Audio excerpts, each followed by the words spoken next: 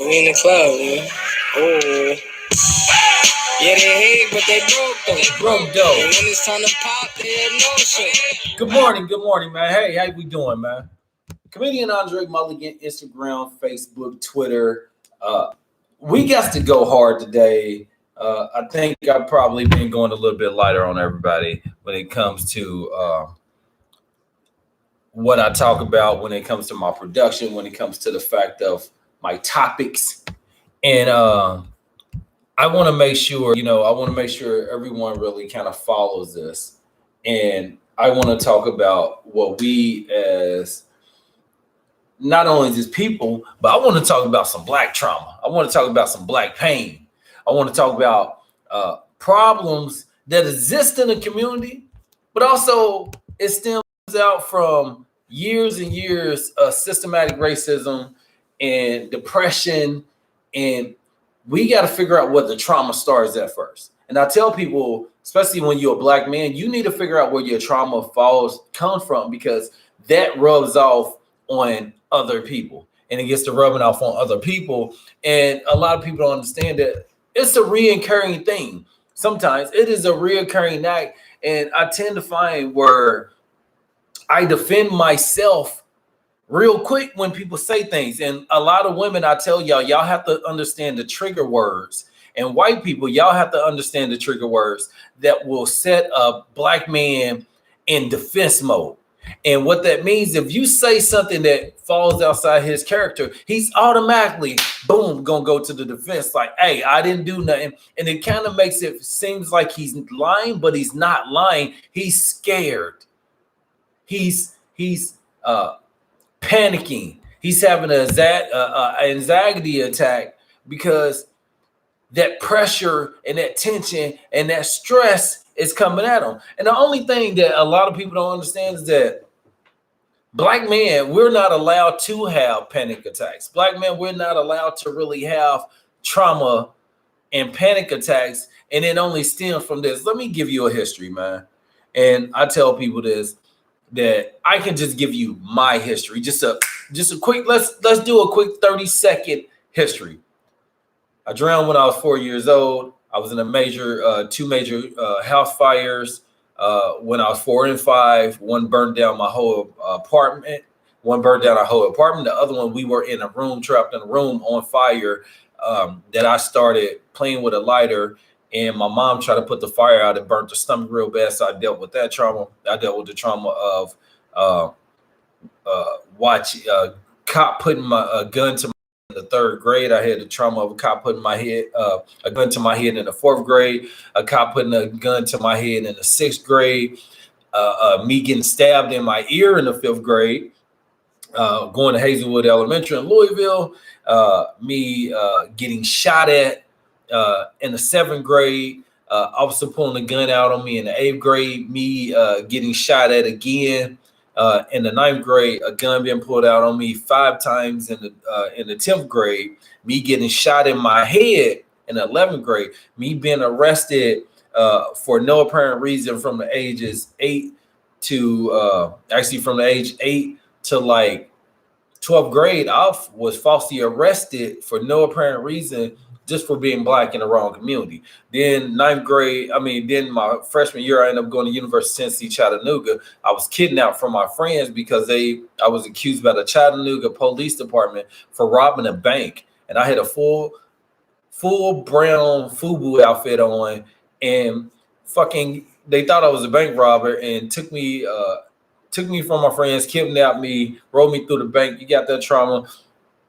You got stereotyping trauma. You got could always being considered the liar kind of trauma. And when you have those kind of traumas that goes on with you and it's in your head, you get lost. You get hurt, you get lost, and you kind of get to the point where you don't want to be around anyone.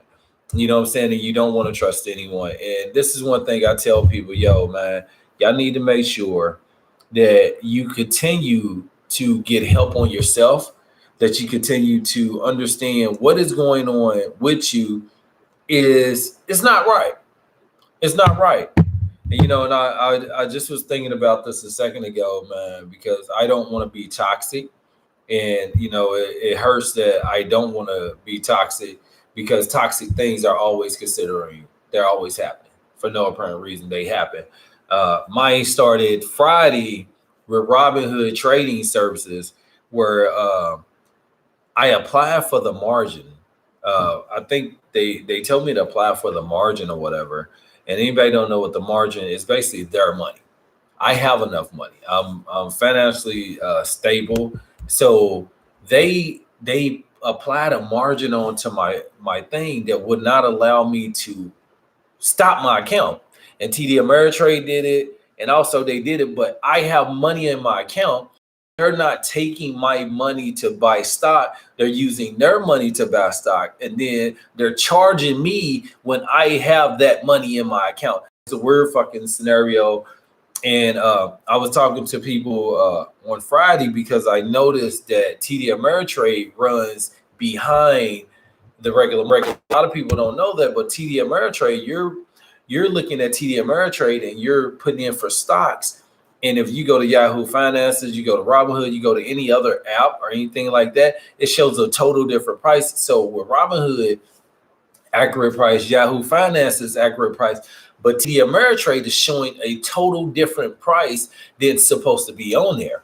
And I'm arguing with them on Friday about it, and they literally calling me liar. You're a liar. You this. You're a liar. We're looking. I'm like, man, on my phone is showing something totally different than what y'all showing right there. They're calling me a fucking liar.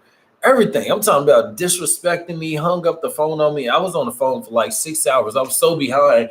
That's why I didn't get to do my podcast on time again today, is because I was arguing with them. And then I go on my account today and I find out that they switched it because they made an error on my account. It was their fault. But yet I was called a liar. They belittled me. They made me feel like my business wasn't shit. But they were able to talk to me that way as a black male. And my neighbor was asking me, I was like, it's just like that when you're dealing with people. And they were like, well, I was like, that's what happened when you're black. This she was like, how they know you black? Number one, my name is Andre. And there's not too many white people that's out here that's named Andre. And the ones that are named Andre, they have, you know that. But also you can look at our social security number. You can look at the last 4 digits. You can tell who's black and who's white over the phone. You don't have to I don't have to have a white phony. I remember I used to try to talk on the phone like a white guy just to get better services. And they would just look at my social and be like, Mr. Mulligan, and you'll see that attitude change. So I'm dealing with these people calling me a liar. And this is one thing I learned, is that, Andre, you don't have to be right. You don't have to be right. But at the same time, I always argue my case. And I argue my case because motherfuckers always trying to call me a liar, and I'm not lying. So I'm going to argue my case. If you say something wrong, I'm going to automatically defend my fucking self as a man and just being me. I'm going to defend myself. So a lot of people don't understand that why people do that. When you have years and years and years and years and years of trauma where you're considered the bad guy, when you're considered wrong, when everybody think you're the fucking liar, and it comes out that everybody else was a fucking liar, they were wrong, that holds on to you. Y'all don't understand like the trauma that black men deal with, but they don't believe shit we say. They don't never believe nothing we say. You know what we got to do to prove that we're right? We got to be proven not guilty in court of law, regardless of whatever the fuck it is. It don't matter what we can say. People aren't going to trust you. You got videotapes showing the black man getting murdered and shot and killed by cops. You got people going into businesses and people refusing them service and them calling the cops and saying, oh, they were angry, they were this. That's the first thing y'all gonna say when it comes to being a black male. Y'all are taught, y'all are trained, y'all are mentally trained by how society has targeted black men. Y'all might actually think, no, it's different. No, you fucking show me in the last 20 years how much positivity black things you saw on TV about fucking black men. You don't see that. You don't see positivity when it comes to black men, so that makes them not trust us. Why do you think they make movies where most of it is not a black man with a black woman? They put them with white people because it's to show that the dilemma is here, and they always try to divide and separate the black family. And separating the black family don't necessarily mean dating outside the race or anything like that. Separating the black family is separating the black voice. If you're separating the black voice from anybody, you know what I'm saying? If you separate the black voice, then people aren't going to want to follow you. People aren't going to want to listen to you. And what happens is it changes. You know what I'm saying? And I say this to anyone is that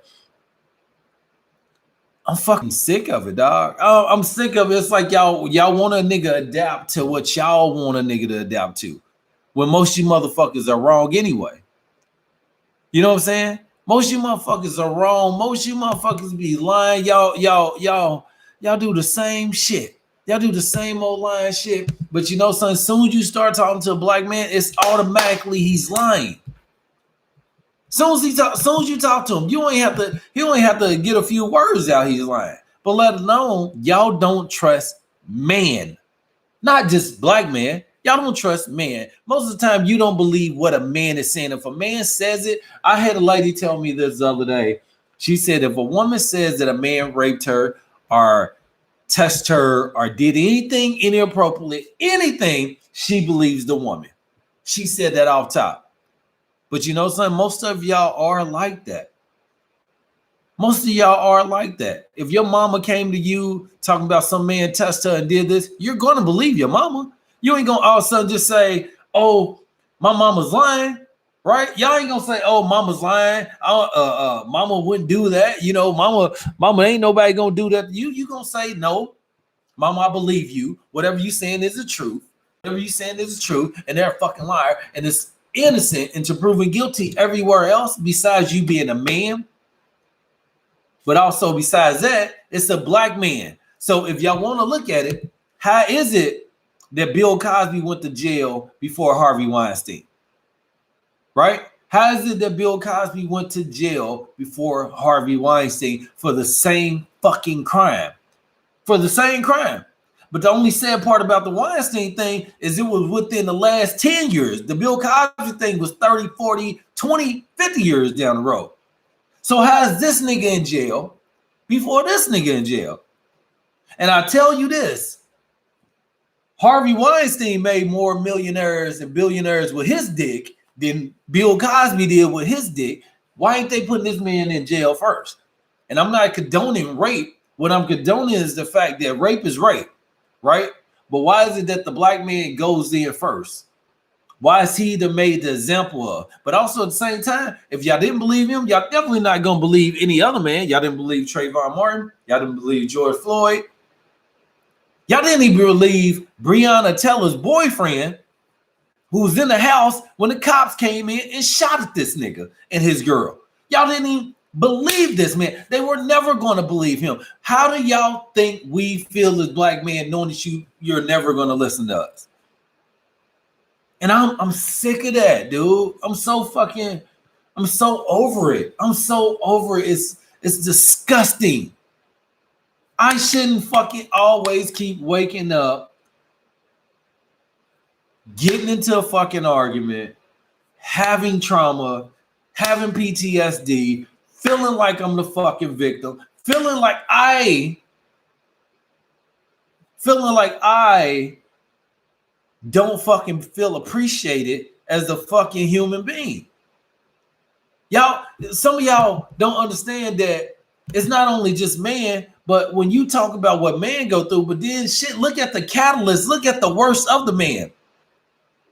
Sports-wise, black men are great, but when it comes to everything else, we ain't shit. Our sex is good, our sports are good, but we're stupider. We make poor decisions. That's what they think about black men. I'm so fucking tired of defending myself and dealing with trauma and dealing with arguing with companies and business. But yet alone, people say, hey, you know something? Hey, Andre, go support black businesses. Go do this. quit giving your money to the white, but why do I want to go somewhere where they really ain't gonna fucking trust me? Black people don't trust black people. We know y'all don't trust us, but black people don't fucking trust people. My thing is, I don't want to keep arguing with people. I was trying to argue with Robinhood Trade on because you can't call them. You can't call Robinhood and you can't talk to them. So you have to continue to email them. They basically lock your money. They won't give you your money. These motherfuckers will never give you your money. You have to kill these niggas. You have to find them, put a gun to their head, say, close my goddamn account for for Robinhood to do it. TD Ameritrade is on another level. Because what they're doing is when they don't fuck with the 1%ers. They're not fucking with the 1 and 2%ers. They're fucking with the people that's really not paying attention to what's going on. The new traders, the people that's starting to get into the money. And what they do is there's never a manager that you can talk to because you're at the highest level when you talk to it. So I was talking to this lady today about it, and her name is Allison Yount, and she's out of Nebraska, Omaha, Nebraska. And I'm talking to this lady in reference to what's going on. And this okay, so let's break this down. So as I said earlier, I was having this problem with trading the other day where I noticed that TD Ameritrade was trading on a different time schedule. And what that means is that they're 30 seconds, 30, 40 seconds behind the actual market time. So when you put your price in, it's actually going to trade higher on TD Ameritrade versus Yahoo Finances and Robinhood, because TD Ameritrade, which is a bigger platform, they are stealing your money based on the micro cents. So if anybody understand what micro centing and stuff like that, if you can get more money on pennies of the dollar, you're going to do it. So if y'all remember, like last year, during the quarantine, y'all remember Ralph's and Kroger's, they were not giving back change. And they were saying, hey, there's a coin shortage, but you could go to a Walmart, to a Foot Locker, to any restaurant or any business in the fucking United States, and they were giving you change back. But Ralph and fucking Kroger's wouldn't give you change back. And you got to look at it like this. You have to look at it as a business perspective, right? So even though a business is based on a clock, you do have the regular 24-hour clock, right? So at the end of the day, most businesses at the end of the day, they deposit their money of the day. So if y'all think about what Kroger's and what Ralph brand was doing in the summertime with money, they were telling people they couldn't get change back, or they will put it on their bill for the next time that they came. And a lot of people was like, why y'all don't have no change? They was like, yeah, you got to bring direct change or we'll put it on your account. What Kroger's was doing is that they was taking that money, putting it in a bank account, getting interest off that money. So when you did go back, because the average person might go to Kroger's maybe twice a month or maybe 3 times a month, they were taking that money as a collective per store, per whole bank. Just imagine 24 hours in a day, how much money goes through a regular Ralph's and Kroger's, right? So if you look at the Ralph brand, how much money is going through that store on a 24-hour basis? If they take that money and put it into a bank account and it sits there, it's going to collect interest on the money. That's what it does. So companies like TD Ameritrade and Ralph brand, they do that. TD Ameritrade, they're trading 30 seconds behind the stock market. So what that means is when you put your price in, it sits and then it changes and it trades at a different price. So it's going to be trading higher. You're paying more for a stock that actually may have dropped. Didn't even know, because it locks that price in. And like I said, TD Ameritrade is not real time. It's going at 30 seconds behind. So you might put in for a stock. And if any of y'all ever put in for a stock and it didn't go through, and then it's like, why didn't my stock go through? And then you change the price and then it goes through. You're like, what the fuck? What TD Ameritrade does is It shows you a price and it makes you put it in. And when you put that price in, you may look at another market and that price drop down just a little bit, because that's really how the bidding goes. When you first put it in, it should be at that exact time, right? So it should stamp at that exact same time. It does not do that with TD Ameritrade. You're thinking it does that, but it doesn't. But when you actually look at it, it's not on real time, it's on their time. There's always going to be a bid price and there's going to be a live price. If you ever look at TD Ameritrade, their live price locks, it's always going to be a 10-cent difference. You're going to pay 10 cents more for your stock on TD Ameritrade if you don't pay attention to it. So in order for you to actually buy it, you have to look at another app and get it. So they're being fucking crooks. But the thing about it, when you point those things out, you don't supposed to know this information. You don't supposed to know half the shit you know, man. But nobody ain't gonna believe it. It's fucking frustrating. I don't know. Sometimes, man, I feel like I'm just sitting on.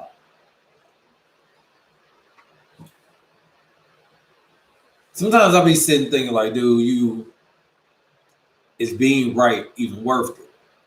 You know what I'm saying? And you got to ask yourself, me saying and doing, is that right? Is that really right? Is that really right for me to continue to go down this fucking rabbit hole? So this is what I said I want to do. I want to do therapy. I want to do counseling, because there's something about white America that I'm not fucking understanding. You know what I'm saying? There's something that being the age that I am, I have not learned to fit in to the bullshit that y'all do. And it's crazy because a lot of sometimes it makes you think you're the fucking problem. Sometimes you kind of, it makes you feel like you the problem. How many of y'all fucking going around feeling like y'all the fucking problem? You know what I'm saying? Like it's you. You go around and you put your head down because you thinking it's fucking you. Like that you get tired of, it's not even trying to be the victim. It's like fuck. Like fuck. Like why do I continue to fucking entertain this bullshit? Why do I want to entertain this bullshit if it's not making me happy?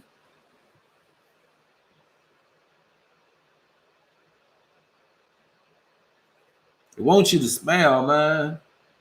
They want you to smile. They want you to belittle yourself. They want you to remember, man, you're still a fucking nigga, bro. You're still a black man. When motherfucker can look at you and just say they better than you based on skin tone a lot, a person can look at you and look at your color and automatically assume that they're better than you. That's common. You know what I'm saying? That's a very common thing. But yet alone, we want to go out here and work. And I was explaining this to my sister yesterday, and I said this. I don't really want to go shop at white businesses, but I really don't want to support most black businesses either. And this is why I say this. I don't get fucking good customer service at black businesses either. I'm at their discretion. I never get shit on time. It's never professional. It's never professional. Anytime I would say every time I work with a black business, most of the time, I would say 10 out of 10 times it was bad experience. And this is most black businesses that I dealt with. And then you wonder, and then you think about like, okay, if I go to a white business, I get treated like shit. But the difference about most white businesses and other business, even though I get treated like shit, if a situation happened, there's somebody else that I can go talk to, right? That's why a lot of people like dealing with corporations, because there's a president, there's somebody on the board, there's somebody that I can go to. You don't want to hear, I'm the manager. That's me. Now, fuck you. You don't want to hear that. You don't want to hear, it's me, I'm the manager. Nobody wants to hear that word. Nobody wants to hear a nigga say they the manager, even if they don't fucking act like the manager. And that's the sad part about it, is that when you go deal with black businesses and nobody puts them to the scrutiny that we put that we should put them through. Because if you walk in and you're not greeted, and it's not the expectations is not right, the turnaround time is not right, you will talk so bad about a black business. If a black business, you get there, the turnaround time is bad, the service is bad, kids are working, you will trip out. But you can go to a Mexican business and their kids are working. You can go to an Asian business and their kids are working. Every time I used to go to an Asian restaurant to eat, these niggas was out eating in the lobby, and then they're going back and cook my food. But if I go to a black business, they sitting in the lobby and they do the same exact thing that Asian business do. I don't get mad at the Asian business. I get mad at the black business. But if a white person do it, I just let that shit fly. But then I hold scrutiny to Asian people, say, oh, y'all do this, y'all do this. Asian people don't do shit that nobody else do. They are regular fucking people. Ain't nothing. If you don't understand it, if you haven't been in the culture, you don't understand what Asian culture is. That's me knowing Asian people and knowing the little bit of history that I know. Oh man, when you talk about unity, when you talk about bonding, when you talking about looking at difference, oh man, I hold them to the highest degree of level, because the respect that they have for their elders, the respect that they have as eating as a unit. They ain't sitting in front of fucking TV eating. They sitting at a table and they're eating together and they digging out plates. But you know something? African people do that too. Ethiopian people do that too. Persian people do that too. Right? But I dated all those kinds of women to know that their families do that. But also I researched that to know that. So now we have to talk about black and white. Let's go back to black and white. I am so fucking tired of this trauma and this PTSD that I have. And I'm fucking tired of having to defend myself. You do not understand the weight on your shoulders. Not only just a man, but as a black man, to have to fucking consistently defend yourself. When you go in the store, oh, I'm not stealing, I'm just looking. You fucking, like, if something, no, I'm not lying, I said it's like you got to continually repeat yourself. You got to correct yourself. Who the fuck was that on the phone? Oh, what do you mean? This is my partner. Uh-oh. Here we go. Here we go. That is what we deal with. And it's not wrong. It's not wrong on the other side, but damn, fuck. We don't get a break. We don't get a fucking break. We gotta always defend ourselves. Always. Why? Why don't you believe a fucking word that a black man say? But why don't you believe a word half the time that a man say? You believe a white man over a black man any fucking day. Any day. Any day. Any of these white people can say a fucking word about me and y'all gonna believe them before y'all believe me. Ever, always. I'm always gonna be considered an angry black man. I'm always gonna be considered, oh my God. You were, oh my God. And your mom was on crack? Bitch, your mom was a fucking pillhead. What are you talking about? See, they got us thinking our families were just fucked up. They got black people out here thinking our families just dealing with the crack epidemic and stuff like this. Their parents was on pills. Their parents was on wine, alcoholics, daddy cheating on their mom, just the same way black families do. The only problem is our daddies left our ass. They daddy stayed and did the shit. That's the only difference. Your mama openly let your daddy cheat on her. And my mama was like, nigga, it ain't going down. And my daddy bounced up through because my mama could have been a side chick. My mama could have been a late night tip. And I understand that, daddy. Cool. I respect that. We sometimes out here thinking that people were better because they had their fucking parents in their life. Some of these motherfuckers were more fucked up with their parents in their life. We don't know. We don't know. We really don't know. We have to figure this shit out for ourselves. You know what I'm saying? If I'm preaching, if I'm talking to you, I'm not trying to preach to none of y'all. I'm not trying to preach to anybody. But I want people to understand that this shit ain't easy, bro.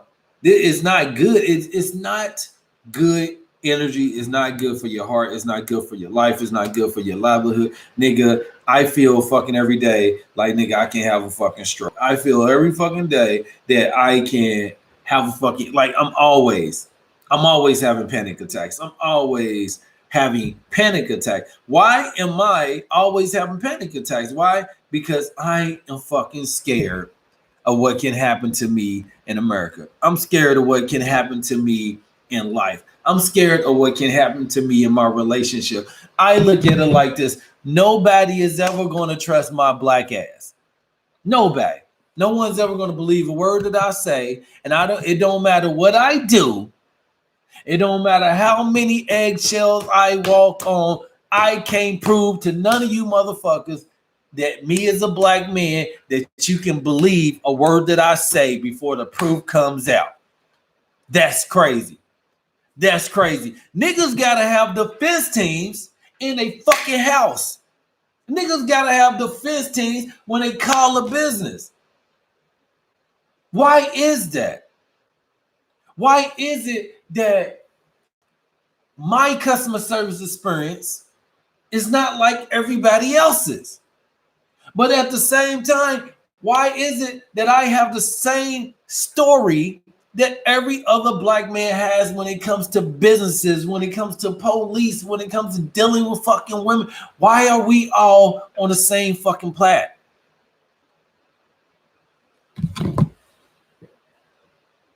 What do y'all want? What more? What really? I mean, I'm just asking you this. You know, when it comes to a man, right? And it comes to the word, and it comes to you believing anything they say. What makes you believe what a man does? Is it his eye contact? Is it the views? Is it what makes you just say, I can believe what this person is saying to me right now? And it says and it's as crazy as it is, you have to really break it down like that. You have to really break it down and say, hey, why is it that most people don't believe a word the black man say? Why is it that he really has to have a ledger? He has to have true proof. He has to have everything else for you to believe him. Why do I have to put on a shirt and tie and a suit and tap dance for any motherfucking body to believe me? It's not only just society. It's my family. It's my girl. It's everybody. You have to do all this shit in order to be treated right and believed. I don't condone violence. I don't condone arguments. I don't condone none of that shit, but I see why people do it. You get tired, man. You get tired of motherfuckers just doing you and treating you and talking to you any kind of way to where you like, man, this ain't it. This ain't what I want. This is nothing. There's nothing here that I want.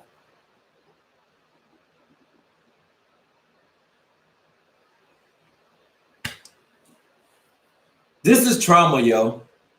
This is trauma. And I shouldn't have to talk about my experience with Robinhood or TD Ameritrade or this chick Allison Yount from fucking she, and the reason why I posted her on here because she is going to ISEP. ISEP is in school detention. Angela Yount, you are on in school detention for just being a fucking clown. You a clown. You work for a business where you see they're wrong. You see everything they doing, and you don't want to stand up and fix it. You are today's class clown on motherfucking C Students podcast. And you know what I'm saying? I think I'm gonna post your picture. I think I'm gonna post a picture and show y'all who this person is, so we can so we can really start pushing. And that's what I'm gonna do is continue to push this, continue to push this, and We are going to start. If we going to use council culture, yo, we going to use the real council culture. Man, go to hell, T. So check this out. I just want people to see this. Look at that. TD Ameritrade is now, look, you see what they say? Your settings may need an update. Please forecast the app. It is a 30-minute to an hour wait to talk to TD Ameritrade, yo. 30 minutes to the hour trade. So what I'm about, let's retweet this, yo.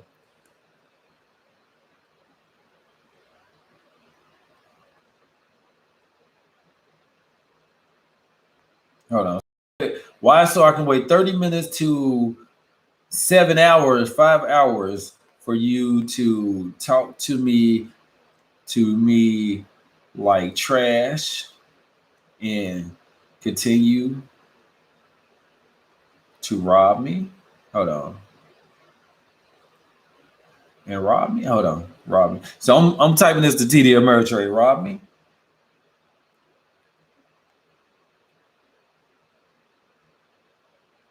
Your company is like Elon Musk, Jeff Bezos. I mean,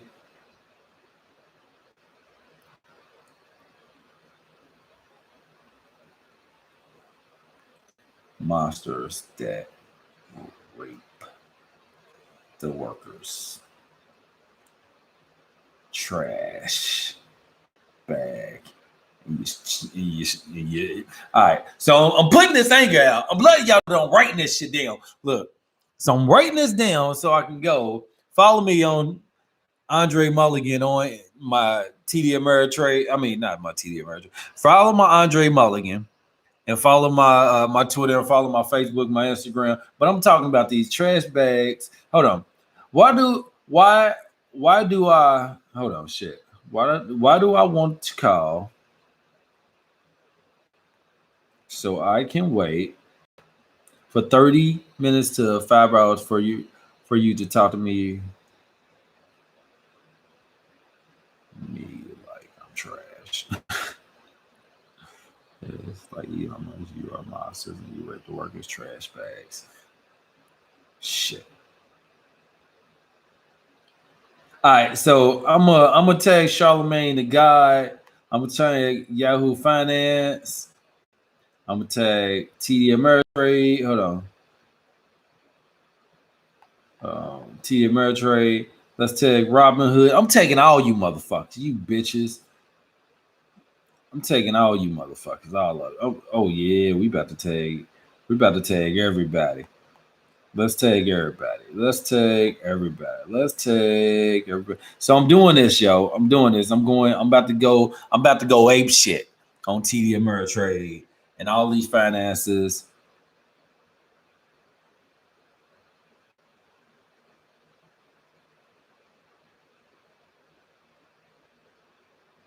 I'm gonna believe them.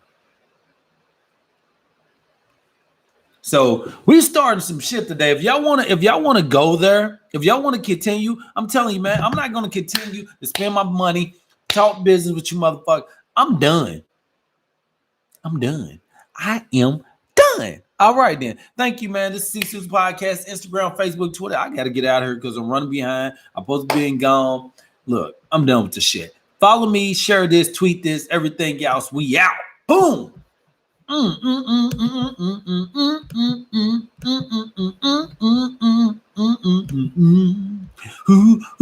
Who, fuck them. Hey, fuck them. Who.